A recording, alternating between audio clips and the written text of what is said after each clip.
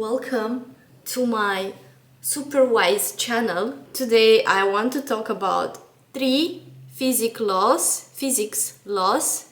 that I follow as a psychic, so I don't become too delulu or I don't become too stiff, too 3D. I am Lena. I am a shadow work coach and reiki energy healer.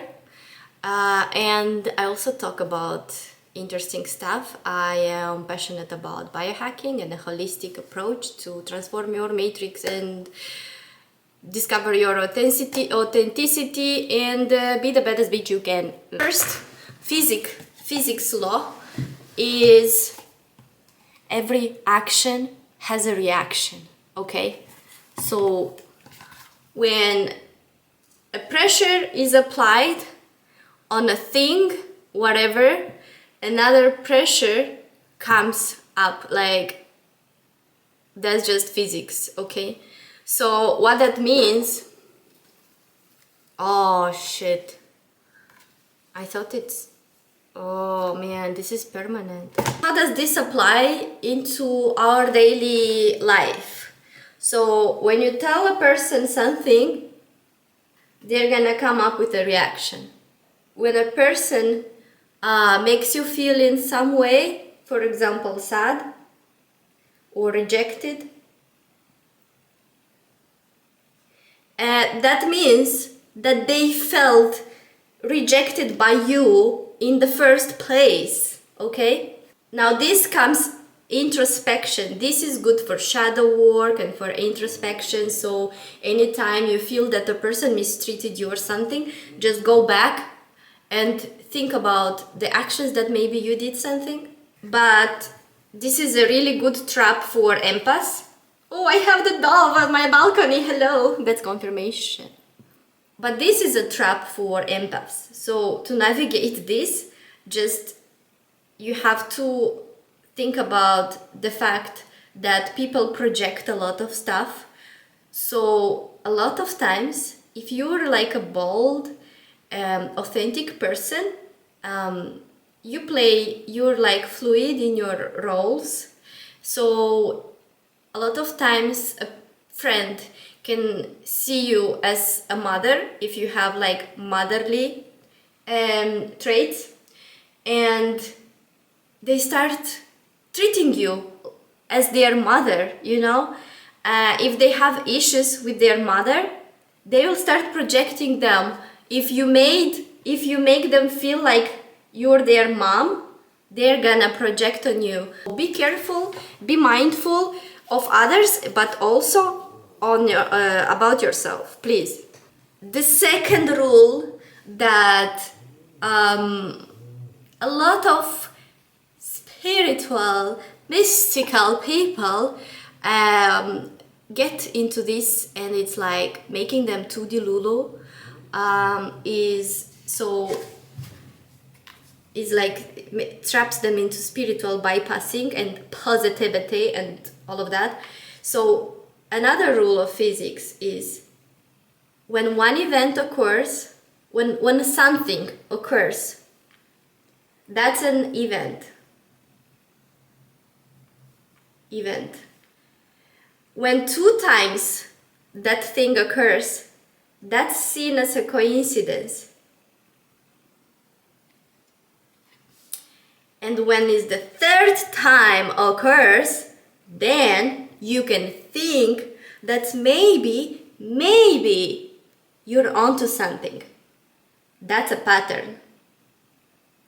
In physics, the three is the smallest number that you can make a pattern out of it. Now, this also doesn't mean that anything that happens 2, 3, 4, 5 times, it's a pattern and it's a law in your life. Again, discernment, please. But when it occurs 3 times, you can think about that. You can ask your guardian angel, oh, give me a confirmation if that's what I do. Give me a confirmation if this is real. or I let it happen at least like 4 or 5 times. For example, this is a trap because a lot of people are gonna start seeing everything as science, you know, like when you see like a 1111 on your microwave and you just think that, oh, okay, I'm on this path, oh, you know, like chill. Things can just happen. The trap is that we all interact, our multiverses interact with each other, so our world is triggered by the outside world also. Well, going back to the first law, right? Every action has a reaction. So our world, our matrix responds to also to the other if we interact. Okay, I don't want to be too aggressive because, you know, people don't like me for that. They see me as negative. Okay, now the third law of physics is the law of conservation. Law of conservation. The law of conservation in English, in physics, says that, oh shit, energy is neither created and nor destroyed. You can transfer, you can transform, aka alchemize.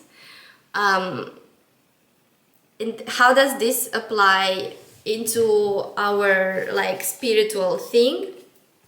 Is when we interact with other people. When we interact with other people, it's really important to be aware of the energy that we get, and it's okay to get some of the energy if you are able to alchemize. For example, if someone hits you with a wave of negative energy and you are being able to alchemize it, you don't put too much effort, you feel like, you know, it doesn't affect you, it's okay. That's part of a friendship, of a community, when we help each other. But the trap is to not do this too much. It's a trap for empaths. Because yes, we are coming here to help others trigger and heal and blah blah blah, but like, we are not their bitches, okay? People have to have awareness. And when you feel like an interaction occurs too many times and it starts to affect you negatively and drain you, then you can stop it, okay? Because energy is always gonna flow through each other. And you can stop it. That's your power. You can stop that interaction. You can put boundaries. Because if you are reaching your potential, your limit of transferring this and alchemizing this energy, then you are basically working against yourself. Like, why would you do that to yourself? Why would you put yourself in the survival mode again? Okay, so it's okay to do that for the people that you love, that you like, but first of all, they also have to offer something instead, because every relationship is a transaction energetically. And if they don't do that for you, why would you do that for them? You know, if they don't pay you.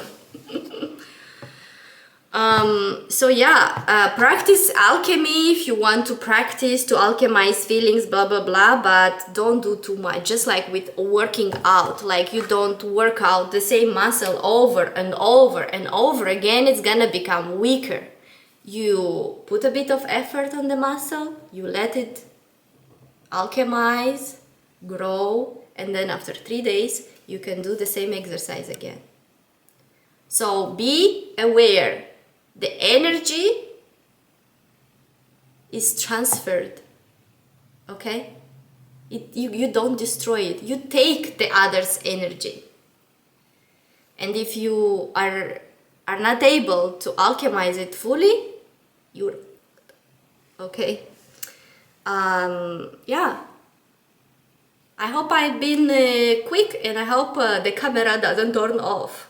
Let me know if you want me to dig deeper into these things.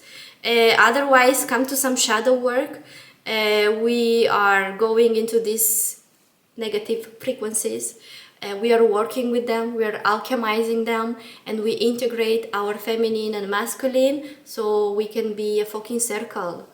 We don't need nobody else. Have a good day.